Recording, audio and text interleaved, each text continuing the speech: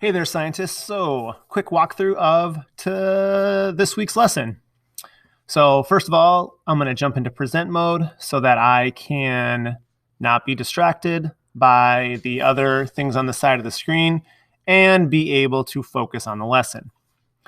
So, this week we are talking about light and sight.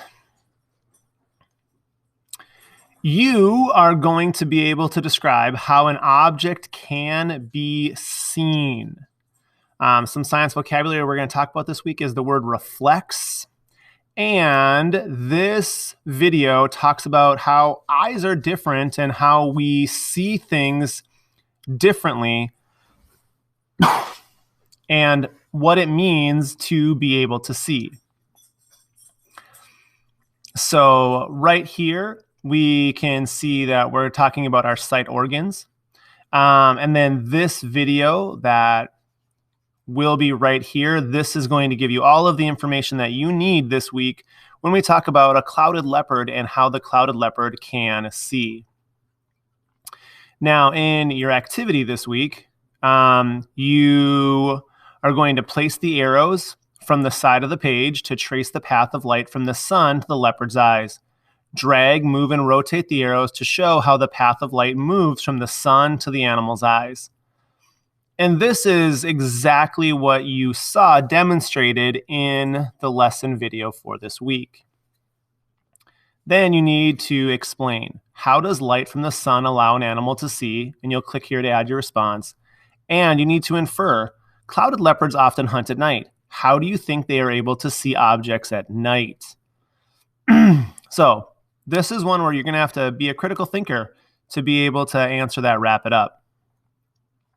The additional activities this week are all about eyesight and light, the weird ways that animals see, some amazing animal eyesight, how the human eye interprets sight, different informations here, different videos here from Edmund Scientific, talking about how light gets absorbed and why we can see certain colors and not see other colors, and how light is reflected.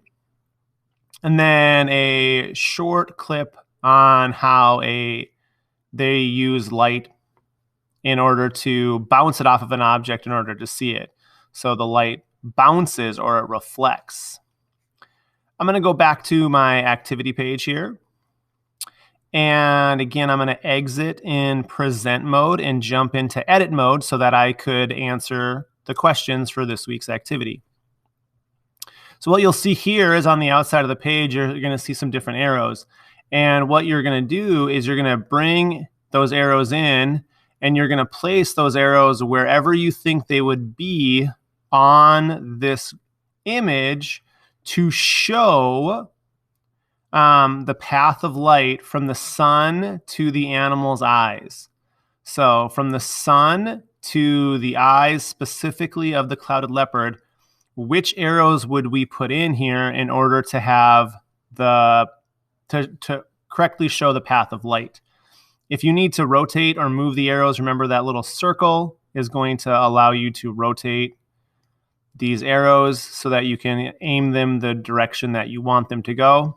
And the head of the arrow, the point, is showing which way the light is going. And then you'll be able to click in each of these boxes in order to add your response. When everything is done, you are proving that you can describe how an object can be seen. Work hard, do amazing work. Well done, scientists.